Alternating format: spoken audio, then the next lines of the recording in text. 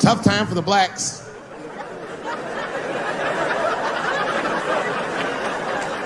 These are not good times for the blacks. I don't know if you know what I'm talking about, right? Police are killing us again. It's a very unfortunate set of circumstances because we were doing very well. You know, America has a racial hot seat. I think we can all agree that that's the truth. And we can also agree that that hot seat is traditionally occupied by African Americans in general, African American men in particular. Although I can see that in recent years, that seat has been occupied by Mexicans, and I dare say Arabs. And we, the black Americans, would like to thank you both for your sacrifice and your struggle. We needed a break. We needed a goddamn break. We all go through something, but at least I can leave my backpack someplace. If you Arab and forget the backpack, you got about 20 minutes before they send that robot to blow your shit up. Fuhad. Now ISIS is #1 on the terrorist charts. And ISIS is fucking scary. Because if ISIS catches you, they're going to cut your head off. That's what they do. I've seen them do it on YouTube. It was fucking awful. He looked right in the camera and say, "Obama, I am back." I saw that shit. I said, oh my God. Don't like.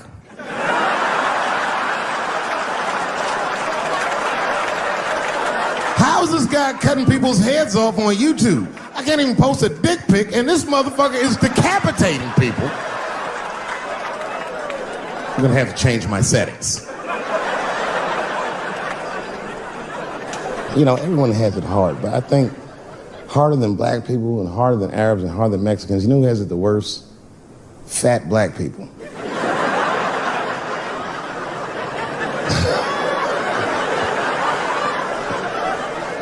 It's hard for white people to understand, but that's what I'm saying is very true.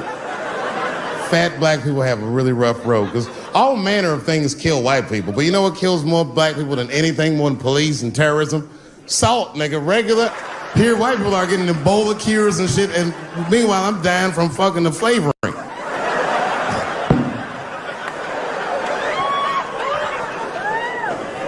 Look, honestly, I'll stop talking about it. Let me say this, though. Let me just say this. Can we all just say that we've seen it coming? Were you surprised? It's like when that guy threw that banana at me. Do you think I was surprised? Hell no. I've been in show business 30 years. I was expecting this banana. I knew one of these nights, it's like somebody gonna throw a banana at me one of these nights, niggas. Because that's how it starts, with the name calling. Like that Paula Deen. Remember Paula Deen got fired from the Food Network? If you know anything about show business, it is really hard to get fired from the fucking Food Network. And they dropped that bitch like a hot potato. All because she called somebody an N-word 30 years before she had a show. I don't know who she said it to, but whoever it was just looking at her like, I'm gonna get you for this bitch.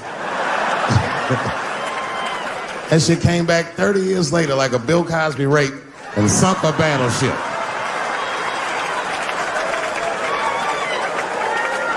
And every black person was mad, but we weren't like that mad. I was just like, well, how's this bitch gonna call me a nigga when she taught me how to fry chicken? That's not fair.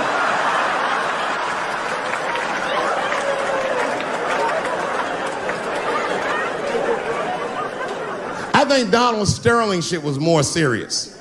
Remember Donald Sterling? He used to own the Clippers, and that he got caught on a secretly recorded tape saying some very unsavory things about African Americans. And there's a lesson in that for all of us. The lesson is, if you are old and white and racist in this great country, whatever you do, don't tell your black girlfriend about that shit, because that's who made the tape. She recorded all that shit, and the tape was terrible. He was like, stop bringing these black guys to my games. First, we're all confused, like, well, how the fuck are you gonna have a game without us? But it turned out that the black guy he was speaking of was none other than Magic Johnson, the billionaire. Unbelievable. Never even mentioned the fact that he had AIDS, which is... This guy must be really racist if AIDS is the footnote. Well, you gotta be careful, baby. He got the old Ebola.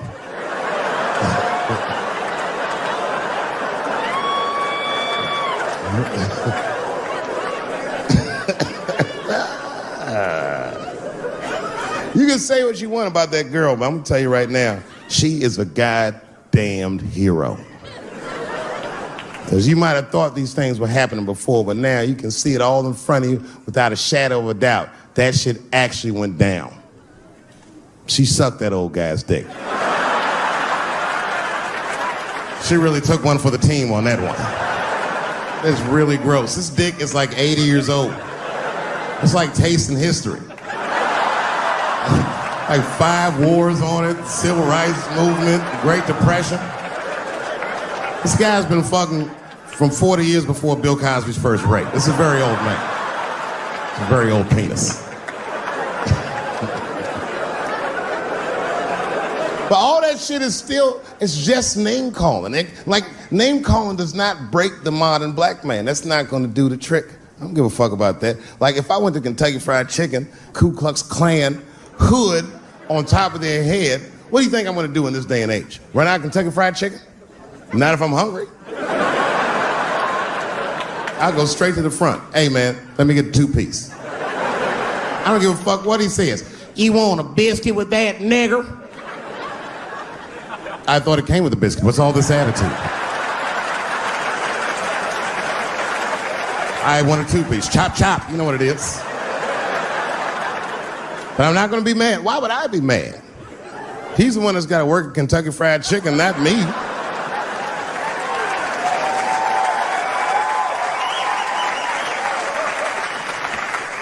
Well, how about this? What if I lived in Austin and I had a white girlfriend? It's possible in Austin. As a matter of fact, some people say it's necessary, but that's not the point. And me and my white girlfriend at home one night and we're just doing what lovers do. Maybe she's butt naked and she's down on one knee giving me a hand job. I love a good hand job. And she's really jerking me off. You know, getting her obliques nice and tight. I got a huge dick, so she's like, And I'm like, wow, this really feels wonderful. I think I'm gonna come. Nigger.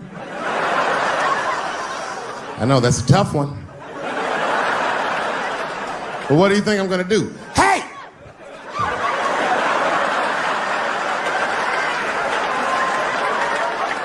That's no time for integrity, ladies and gentlemen. I'm busting that nut in her face. I'll sort through the ethics later.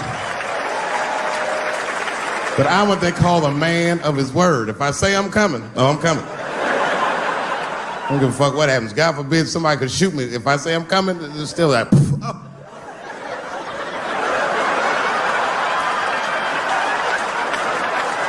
Doesn't mean I like getting shot.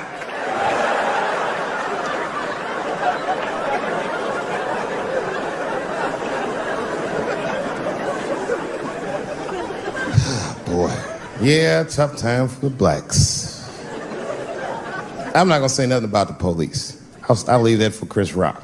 I said, I need a gun immediately. The guy didn't answer, no questions. He just grabbed a 12-gauge shotgun, handed it to me. I'd never even held a gun before. I'm not a dummy. I'm like, well, I need some bullets too. And the guy reached under the counter, put 2 box shells on the counter. He said, all right, buddy, which box do you want? I didn't know. One box had pictures of some ducks on it. The other box had pictures of some deer. I said, well, what's that box with them ducks? He said, oh, that there's birdshot. And then he goes just like this, I'm not exaggerating, he goes, that won't kill a man. He said, it'll just pepper him up nicely. I said, what the fuck? Pepper? I said, well, what's that box with the deer on it? He goes, oh, that there's buckshot. That'll put a hole in the goddamn truck if you wanted to. So which box do you want? And he picked the one with the deer up and shook it. I thought he was trying to trick me. I was like, do you have a box with a picture of a white dude trespassing on it? Because it's exactly the strength I'm looking for. The fuck am I getting my kids vaccinated for an old-ass disease like measles? This is ridiculous. You might as well give them a diarrhea shot if you're so worried. Diarrhea has a bigger body count than the measles do. You know, diarrhea is funny today, but 100 years ago, if your ass had diarrhea, you were a goner. There was like a 0 chance of survival. You get that first squirt, uh-oh. Better start getting my affairs in order. But I don't have much time. It's diarrhea. It's very serious. You just watch your buddy slowly die in a pool of his own shit. I give up diarrhea. Too strong. Nowadays, your buddy just be like, oh, we got diarrhea. Just eat a banana, nigga. Drink some water. Let's get to the club. Still make last call. Because if these women were serious, you know what they would have done? They all would have fired their agents. And they would have went to the mailroom of one of these big agencies and found a woman that was busting her hump in there and said, if you want to talk to us, then you have to talk to her. And if they did that, then she would be big and they would be big and nobody would get fed to Harvey Weinstein. But did they do that? No. Was that their idea? No. Surprisingly, it was mine. And what I think the feminist movement needs to be very successful is a male leader.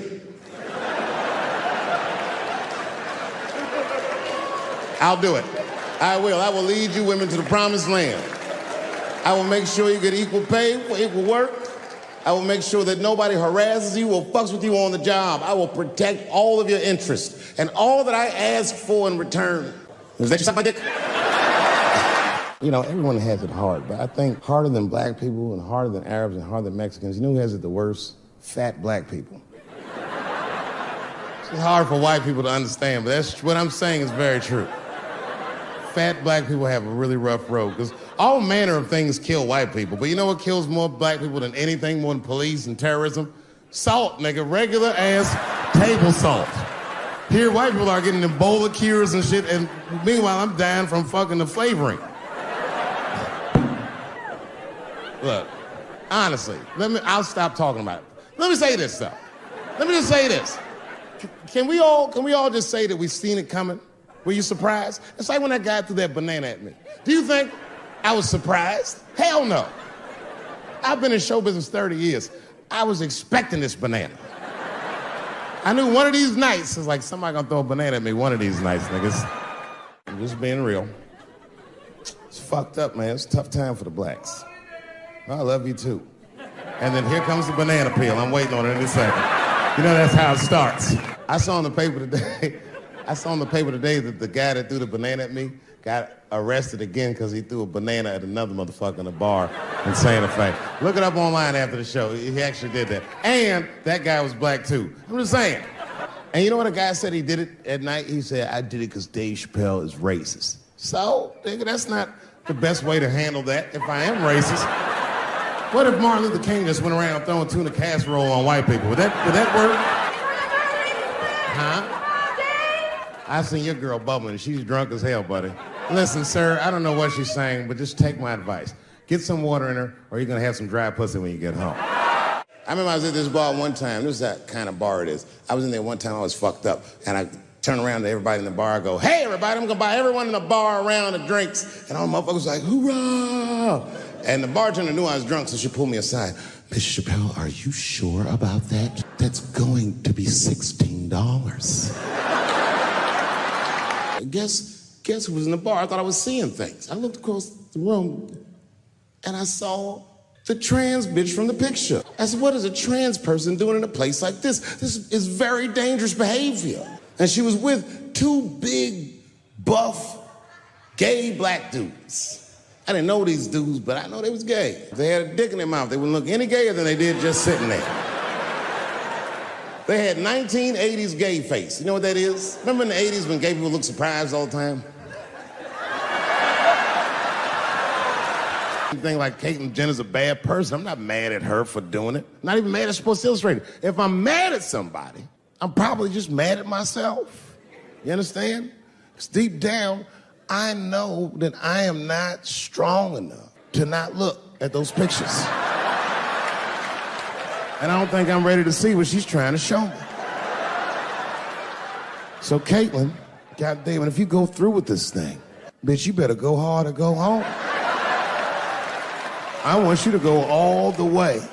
Hustler style. Do you know what hustler style means, miss? That means spread the lips.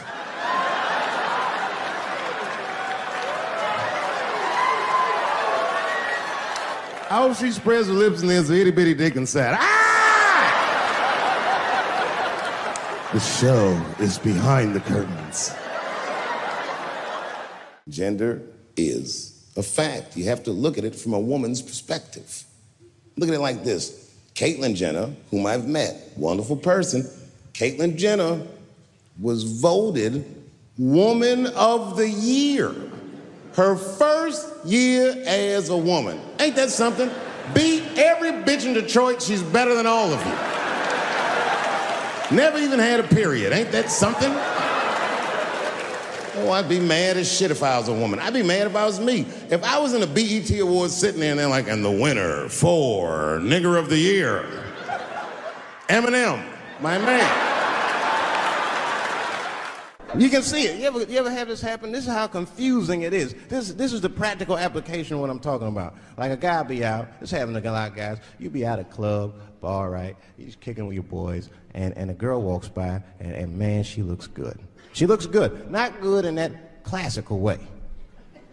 I mean, you know, I'm talking good like she got half her ass hanging out her skirt. Her titties are all mashed together, popping out the top of her turtleneck and shit.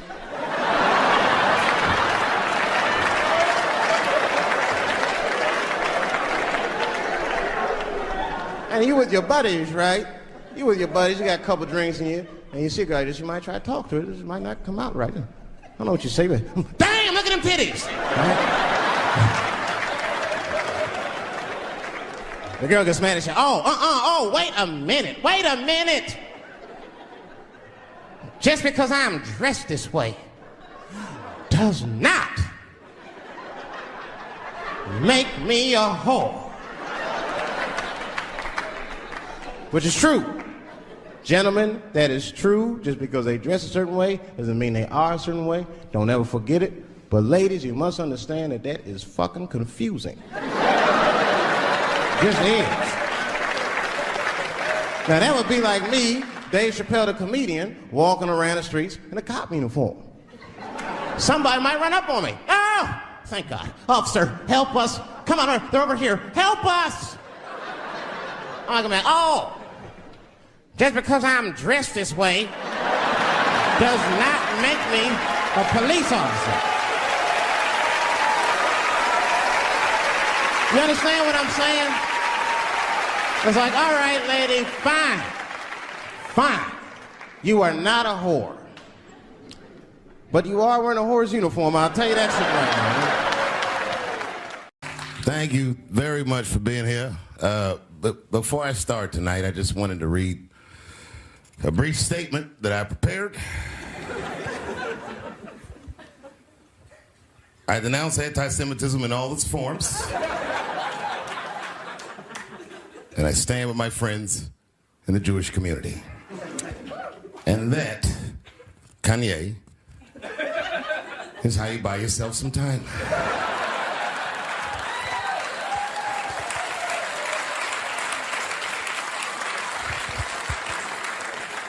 I gotta tell you guys, I've probably been doing this 35 years now.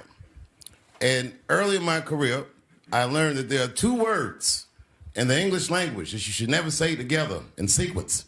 And those words are the and juice. I've never heard someone do good after they said that.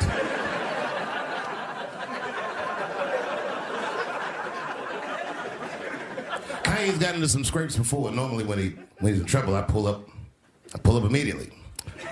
But this time I was like, you know what? Let me see what's gonna happen first. Let's want to see where this is all going. I can't even remember how it started. Vaguely, I remember it started with a tweet, strange tweet. It was like, I'm feeling a little sleepy. I'm gonna give me some rest, but when I wake up, I'm gonna go DEFCON 3 on the Jews. And then he just went to bed. I was up all night worried. What is he going to do to the Jews?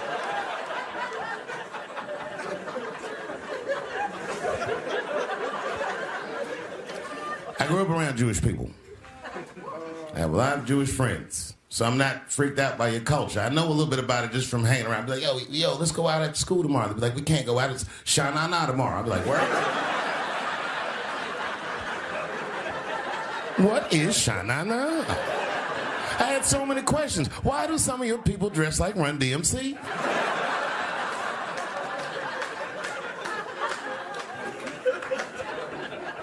When Kanye woke up from that nap, he went right to work. A year ago, I'd seen him on a podcast called Drink Champs, a great show, and it was an amazing appearance. Noriega and them were there, the rappers that I love, and they all had their gold chains and stuff on. And Kanye said, only millionaires wear chains. They said, what? He said, I'm a billionaire. Billionaires don't wear their money on their body. I tucked my chain and I said, oh, snap. That's right. It was a good appearance. It was fun and funny. But when he woke up, he went on Drink Champs again. This time, he was on one. He was mad about something. He said, I can say anti-Semitic things, and Adidas can't drop me. Now what? Adidas dropped that nigga immediately.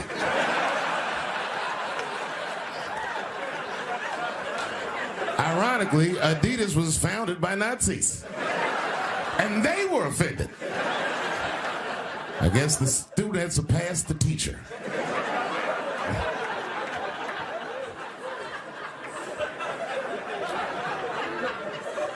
It's a big deal.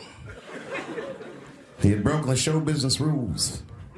There's just a rule. You know, the rules of perception. If they're black, then it's a gang. If they're Italian, it's a mob. But if they're Jewish, it's a coincidence, and you should never speak about it.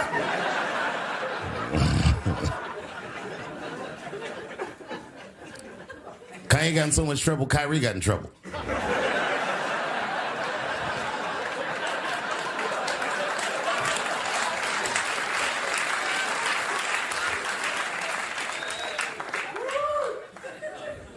Kyrie Irving posted a link to a movie that he had seen on Amazon. No caption on the post or nothing like that. But apparently this movie had some, I don't know, anti-Semitic tropes or something. And it was some weird title like From Hebrew to Negro or something. And the NBA told me he should apologize. And he was slow to apologize. And then the list of demands to get back in their good graces got longer and longer. And this is where, you know, I draw the line. I know the Jewish people have been through terrible things all over the world, but you can't blame that on black Americans. You just can't. You know what I mean? Thanks to the one person that said that. A fair punishment would be he should just post a link to Schindler's List and y'all write your own captions.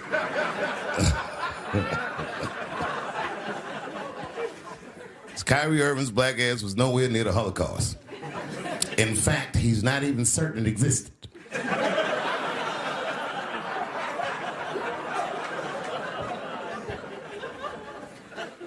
I saw one news pundit screaming about Kanye. She said, mental health is no excuse for that type of language. Yes, it is, bitch. You can kill somebody if you're mentally ill. Listen, okay, I don't think Kanye is crazy at all. I think he's possibly not well.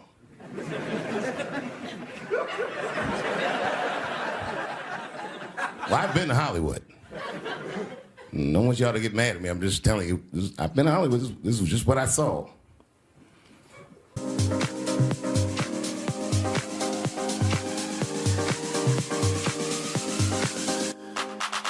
Whatever you do, don't fall for me.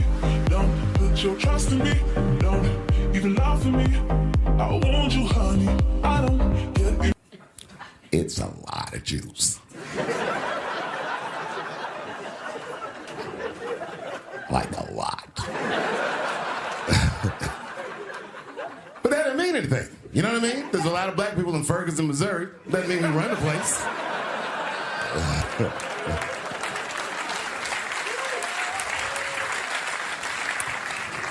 I could see if you had some kind of issue, you know what I mean? You might go out to Hollywood and your mind might start connecting some kind of lines, and you could maybe adopt the delusion that the Jews run show business. It's not a crazy thing to think. But it's a crazy thing to say out loud in a climate like this.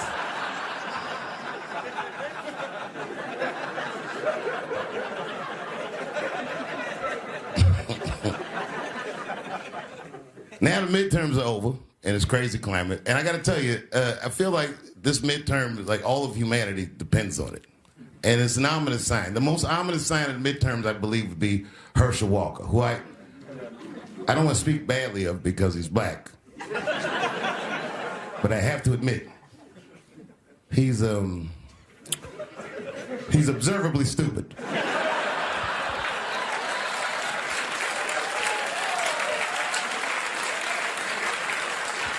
Even when he's not talking, his mouth be open a little bit like. He's the kind of guy that looks like he thinks before he makes a move on tic-tac-toe.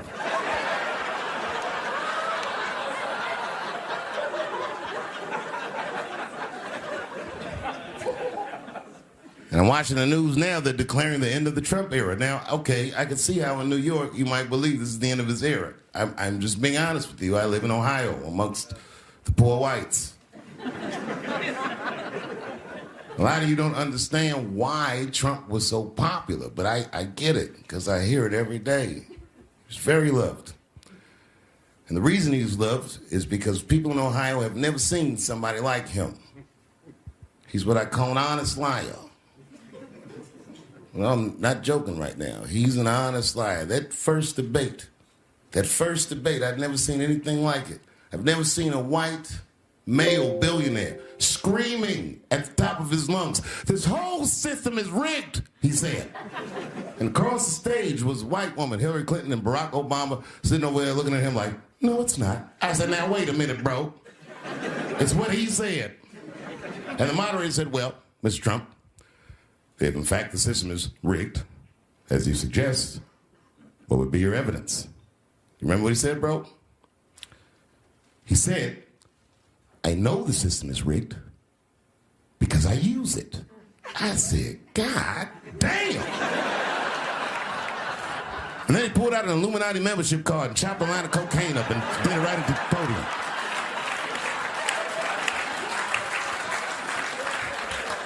No one had ever heard someone say something that true. And then Hillary Clinton tried to punch him in the taxes. She said, "This man doesn't pay his taxes." He shot right back. "That makes me smart."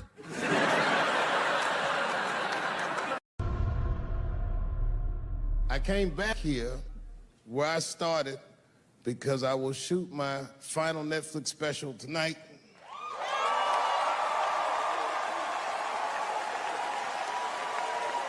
That's right. And after this shit, it's time to make America wait again. I've done too well. You know, if you black in show business and do too well, it's scary, nigga. Like, you gotta get the fuck out of the casino while the getting's good, while you're still winning. If you don't walk away from the table, that's how niggas get Kevin Harted. You already know. That's my man. I'm just saying, if he got a sex tape out, well, it's just a matter of time for me.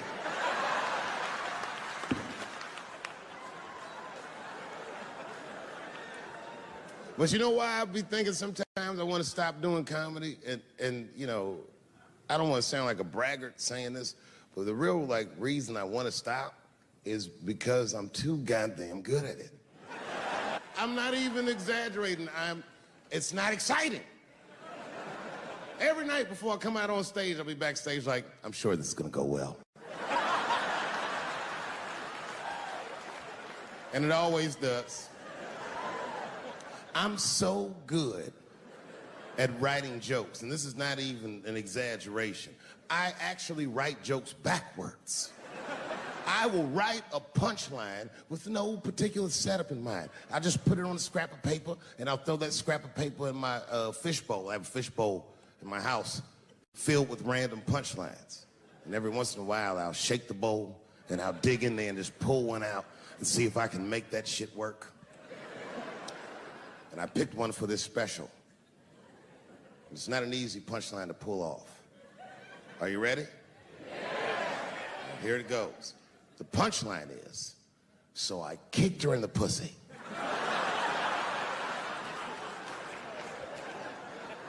I haven't finished the joke yet. I just know whatever happens in the beginning of the joke, at the end of the joke, for some reason, I'm gonna kick somebody in the pussy. And it's going to be hilarious. And you know what's weird? I've always remembered a time when I wasn't. You know, when I was growing up, I was probably about 8 years old, and at the time, we were living in Silver Spring. Yeah. Yes. Common misconception about me in D.C. A lot of people think I'm from the hood. That's not true. But I never bothered to correct anybody because I wanted the streets to embrace me. As a matter of fact, I kept it up as a ruse. Like sometimes I'll hang out with rappers like Nas and them, and these motherfuckers will start talking about the projects. Yo, it was wild in the PJs, yo. And I'll be like, word, nigga, word. But I don't know. I have no idea. My parents did just well enough so that I could grow up poor around white people.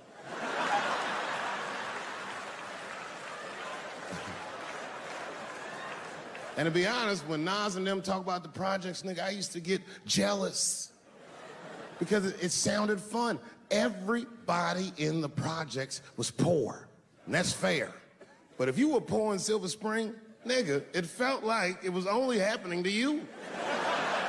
I know the pain of that first sleepover at a white friend's house. And you come back home on Sunday and just look at your parents like, y'all need to step your game up. Everything at Timmy's house works. Remember the first time you saw that? In a cold winter, and you'd be at a white friend's house and see the motherfuckers in their living room without their coats on?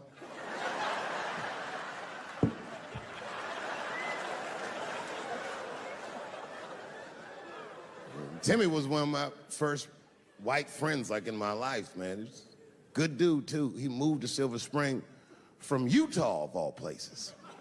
I guess his family was affiliated with that Mormon church they got down there, and me and him used to hang out.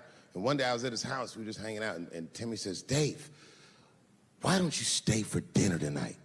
I said, oh, man, I'd love to, but I can't. If I'm not home before dark, my mother will kill me. That was a lie. My mother had several jobs. I hadn't seen her in like 3 or 4 days. At that point in my life, it was my experience that white dinner wasn't delicious.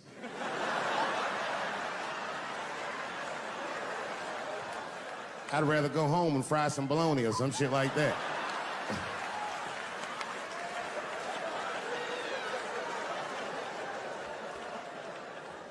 But then old Timmy threw me a curveball I wasn't expecting. He said, it's too bad you can't stay, Dave, because Mom made stovetop stuffing.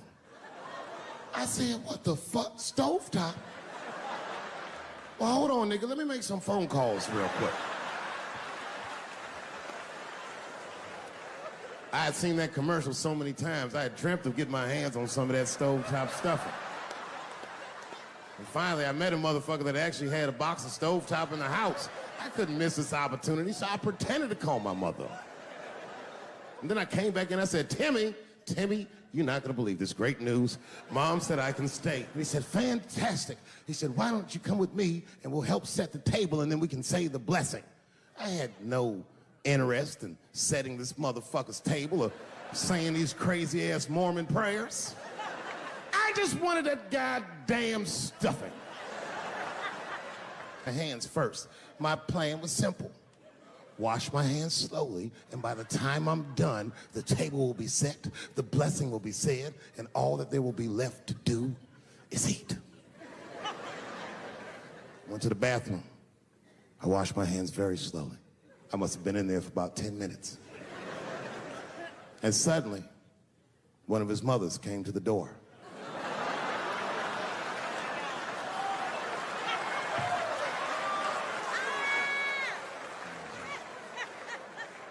She was like, "Hi, David, right?" I said, "Yes, ma'am." She said, "Timmy tells me that you're planning on staying for dinner." I said, "I hope that's not a problem, ma'am." She says, "No, it's no problem. In fact, we'd love to have you. It's just that we weren't expecting company. And I'm afraid there's not enough stovetop stuffing for everybody." So I kicked her in the pussy. Bam! Ladies and gentlemen, I told you I'm dope, nigga. I told you what I was gonna say and you still didn't see it coming. And that's why I make the big bucks.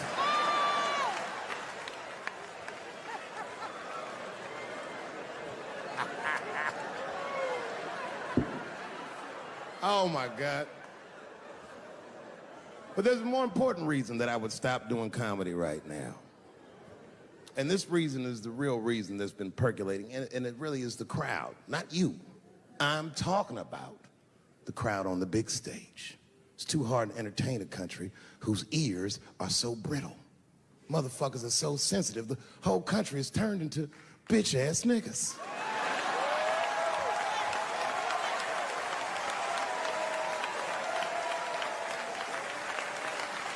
Everything you say upsets somebody. You know, I can remember when it all started. It was when I was doing Chappelle's show. When I was doing Chappelle's show, I used to do the show, and then on the weekends I do like concerts and shit like that. So I'm doing a concert, and there was a couple in the front row, beautiful couple. The wife was obviously Asian. You could see it in her face.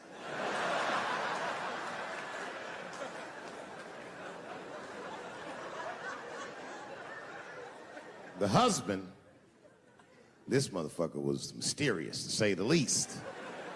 Couldn't quite pinpoint where he was from. Caramel-colored fella, very nice hair, but he could have been from anywhere. Bangladesh, Mexico. I can't guess with a nigga like this. All I knew for sure about this guy is that his wife was a bitch. I could see that in her face, too. No, he was laughing and having a good time, and she was scowling at me at a goddamn comedy show. I couldn't figure it out. And then I realized at some point that she was pregnant, and I was smoking on stage. I said, "Oh my God, that's probably why she's mad." So I started to put my cigarette out, but then she hit me with one of them fake non-smoker calls. So I just kept smoking. I thought to myself, "Bitch, that babe will be fine, relax." And I tried to break the tension. I just asked her. That's all I said. I go, "Hey, where are you guys from anyway?" And I could tell that she was on to me. She goes, very condescendingly, she says, "I'm from California. If you're asking my ethnicity, I am Chinese." He was like, "I'm Mexican, bro." I said, "Well, I'm sorry if I offended you by asking, but you're a very beautiful couple. And miss, there's no question that you're going to give birth to the hardest working baby this world has ever seen."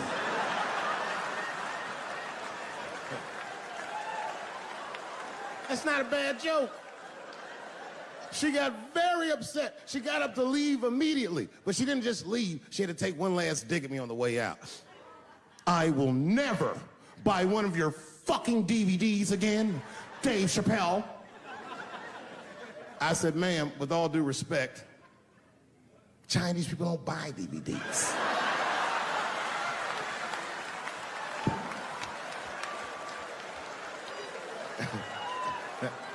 And the crowd went crazy. We were all laughing, having a good time. I didn't even think anything of it.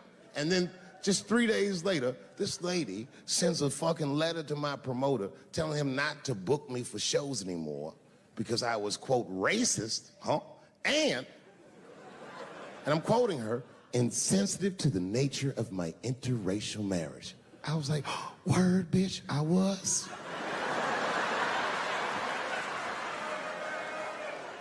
If she would know that I myself am in an interracial marriage. That's right. In fact, my wife is Asian too. Surprise, bitch, I'll see you on Thanksgiving.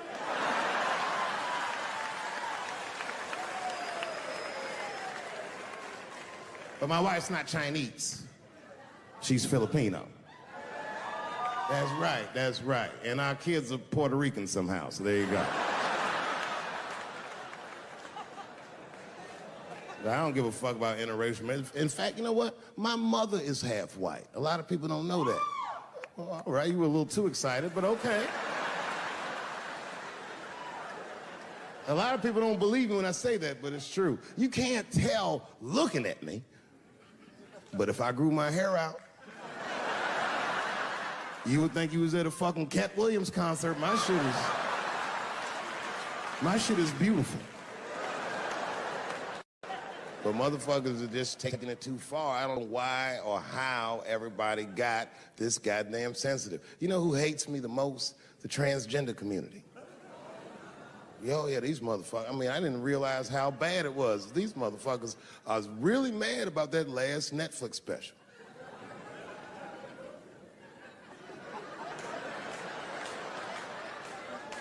It's tough, man. I don't know what to do about it because I like them. I always have. Never had a problem with them. You know, just fucking around. As a matter of fact, I think I make fun of everybody. And I mean, as a group of people, they have to admit,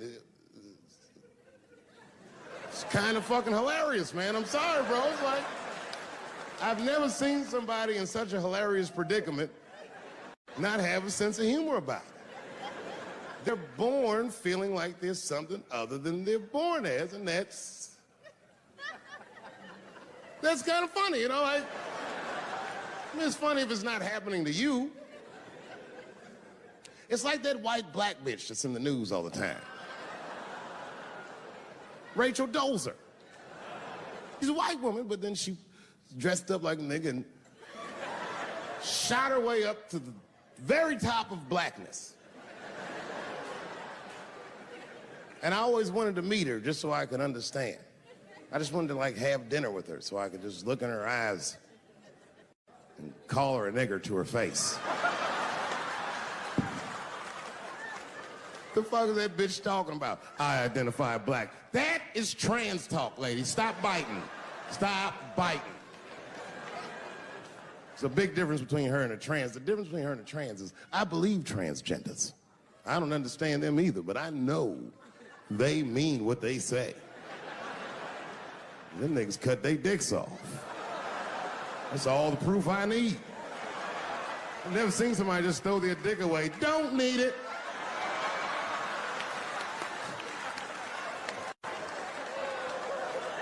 I don't understand, but I believe you and I support your decision, motherfucker. But how far is Rachel willing to go? What is Rachel willing to do so that we blacks can believe that she believes she's actually one of us? Bitch, are you willing to put a lien on your house? Invest in a mixtape that probably won't work out?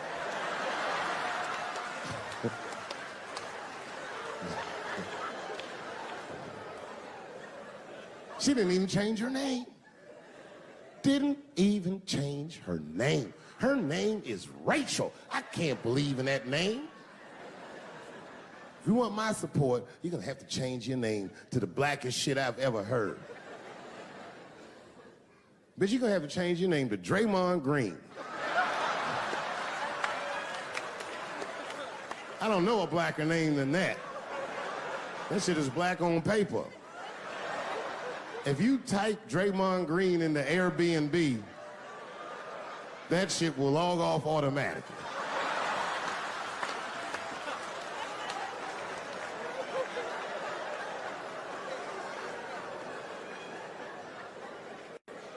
People get mad, bro. People get mad about everything I say. I was doing a show. I was in Portland, Oregon, and I was checked in a hotel under the name Charles Edward Cheese.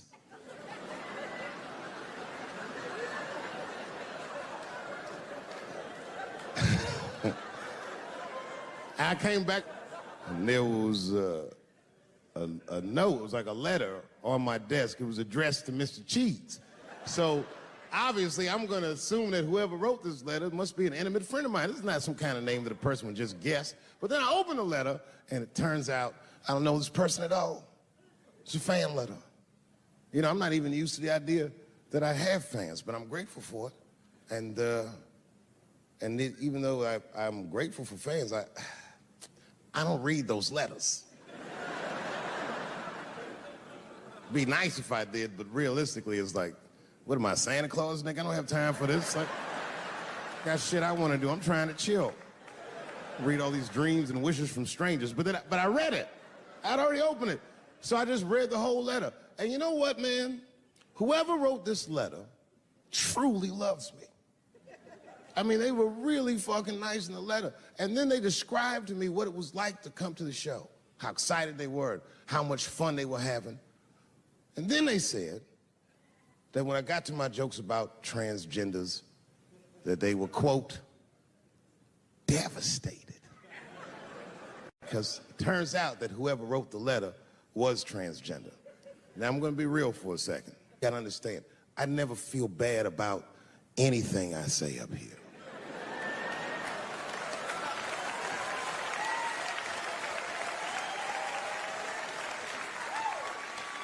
And I would never admit this to you if I hadn't locked your phones up. But it was the weirdest thing. Like, when I read this letter, the shit made me feel bad. I didn't feel bad about what I said, you understand? I felt bad that I made somebody else feel bad. To be honest, I don't even know what I said that upset that person. I have so many transgender jokes.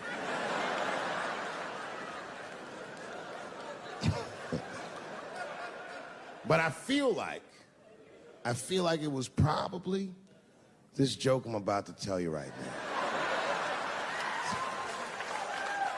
And it's not even that bad of a joke. It's a true joke. I mean, it's not true, but I had read in the paper that Caitlyn Jenner was contemplating posing nude in an upcoming issue of Sports Illustrated.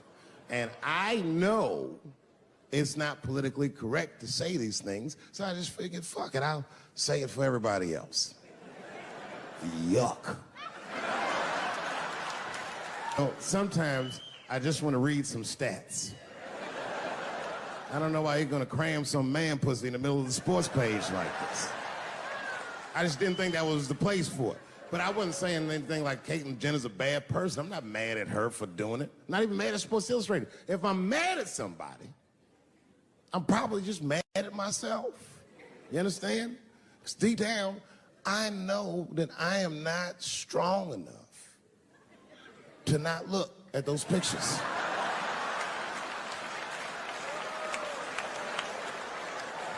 And I don't think I'm ready to see what she's trying to show me.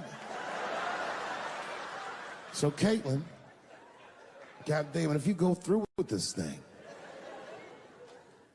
bitch, you better go hard or go home. I want you to go all the way. Hustler style. Do you know what hustler style means, miss? That means spread the lips.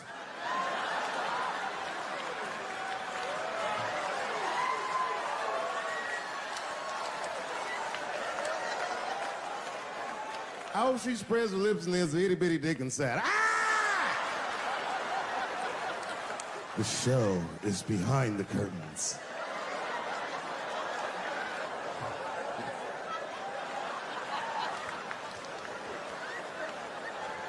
I don't know what I said that upset that person. But I'm gonna tell you something. When I read that letter, and the moments after I read it, I did something that many black men in America do not have the time or the money to do. I thought about how I felt.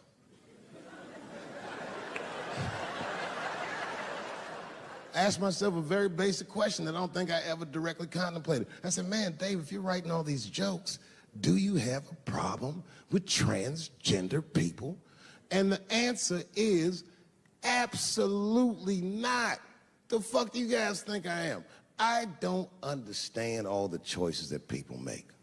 But I do understand that life is hard and that those types of choices do not disqualify you from a life with dignity and happiness and safety in it.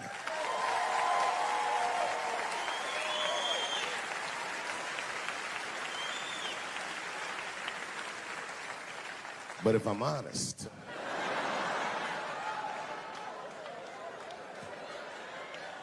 my problem has never been with transgender people. My problem is transgender people. I just feel like these things should not be discussed in front of the blacks. It's fucking insulting, all this talk about how these people feel inside. Since when has America given a fuck how any of us feel inside?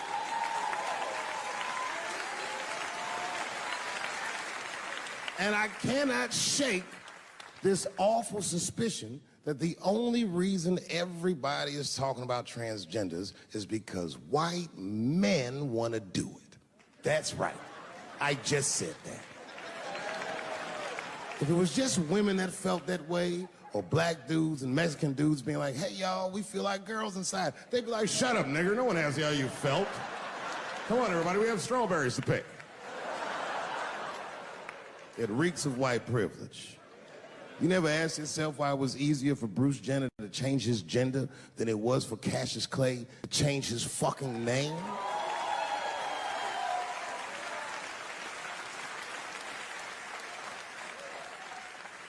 And if I were to be brutally honest, the only reason I ever been mad at the transgender community is because I was at these niggas for 6 songs straight. I had no idea. And then the lights came up and I saw them knuckles. I said, oh no! And everybody was laughing at me. Hi, world star. I said, why didn't you say anything? And then I heard that sultry voice. I didn't say anything, Dave Chappelle, because I was having a wonderful time. And I wasn't sure how you'd feel about it. I said, you knew how I'd feel. And she said, I'm going home. I don't want any trouble from you. I said, home? It's only 2 songs left. I mean, we might as well finish tonight. And we ended up having breakfast together. Oh, grow up. That doesn't make me gay. I just titty fucked her. These titties are as real as any titties in L.A. It's 2 o'clock in the morning. I was just borrowing a little friction from a stranger. Whoops.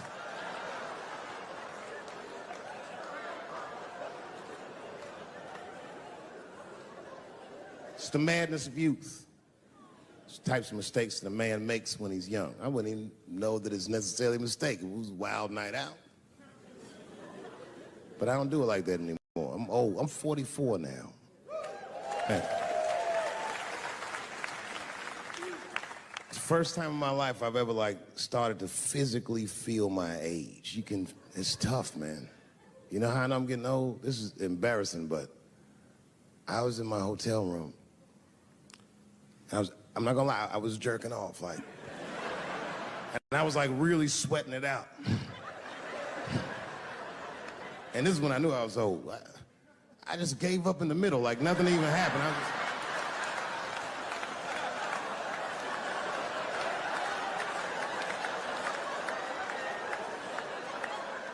I don't like looking at my dick anymore.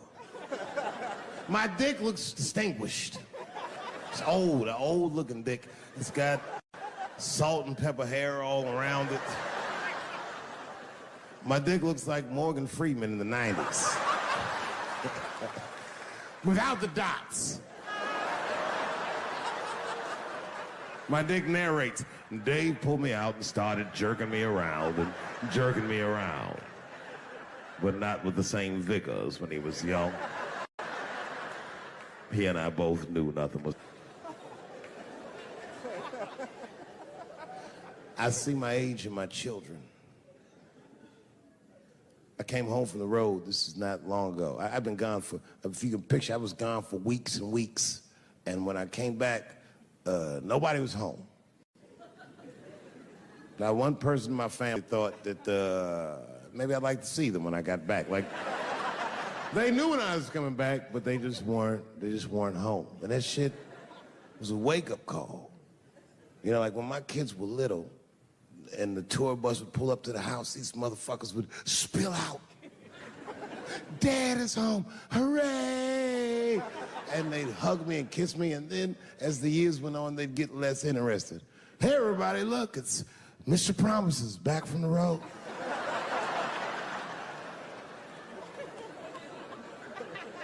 But empty house, that's some cold shit. And I went into my oldest son's room. I was like, hello, hello. He was gone. And I'd never done this to him before, but for some reason I just did it. I just looked through his shit. Just to see who this motherfucker was becoming. And I found these notebooks and I started going through them. Written as his handwriting. I didn't even know this nigga wrote poems. And then I looked through his drawers and I opened up his middle drawer. And I found this rolling paper. And I looked down at them papers like, oh, that's where that poetry's coming from.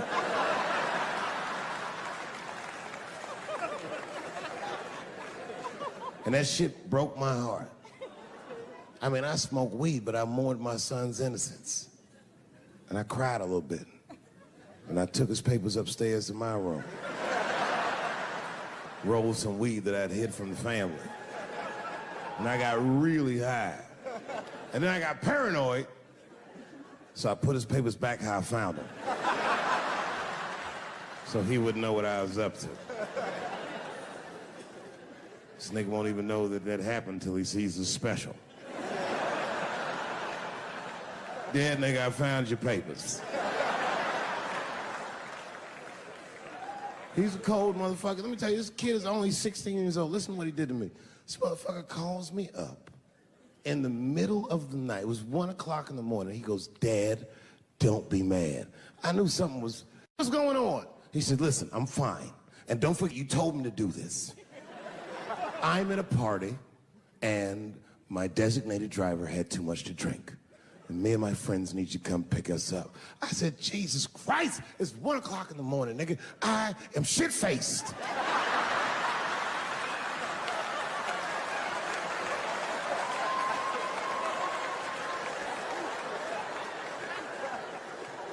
But I figured, fuck, it's better me than some kid.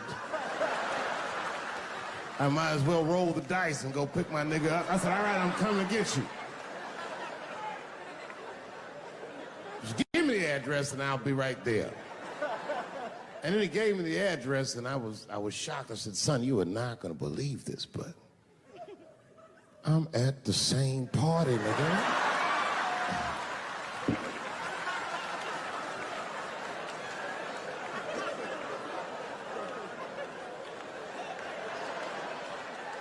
They grow up fast, don't they?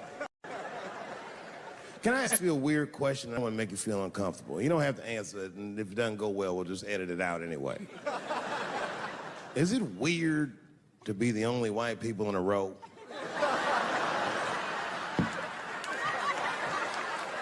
Is it weird? I mean, you can be honest. Does it feel strange? Are you worried at all? Give me your money, motherfucker. I'm just fucking around. I'm just saying. This guy got ice in his veins. He didn't even buckle. You know, like many black men my age, the first time I voted was 8 years ago. Right. I saw Obama on TV and said, oh, I'm voting for this nigga. I remember the day I voted for Obama. I voted in Ohio, and my vote matters in Ohio. Ohio is a battleground state. But when I pulled up to the polls, all the soldiers were in line. There were so many black people in that goddamn line, I didn't even know it was a polls. I thought it was a check cashing place.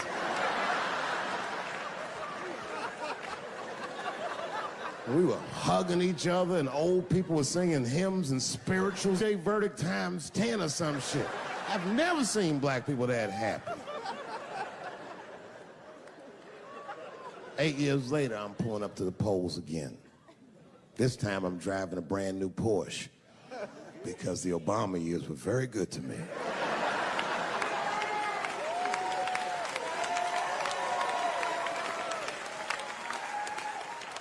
I was early voting, and when I parked my car, I figured out something that it would take the rest of the country another week to figure out. I understood that Donald Trump was going to be our next president because in Ohio, unlike D.C., you could see the results in the parking lot. It's all these goddamn pickup trucks and tractors and shit.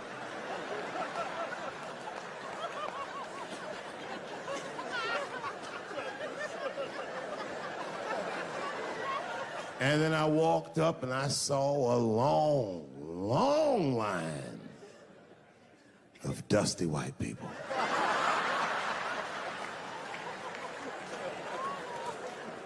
Yes, ladies and gentlemen, these were the poor whites.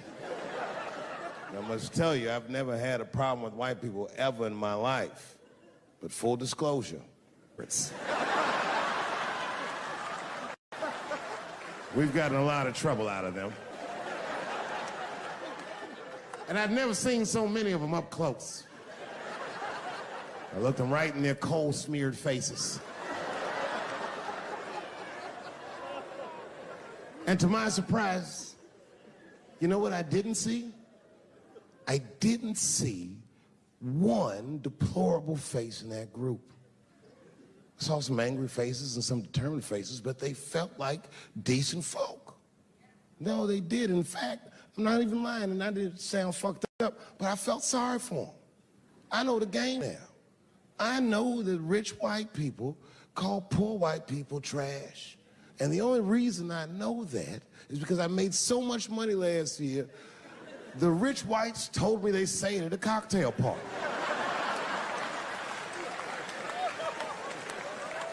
And I'm not with that shit. And I stood with them in line like all of us Americans are required to do in a democracy. Nobody skips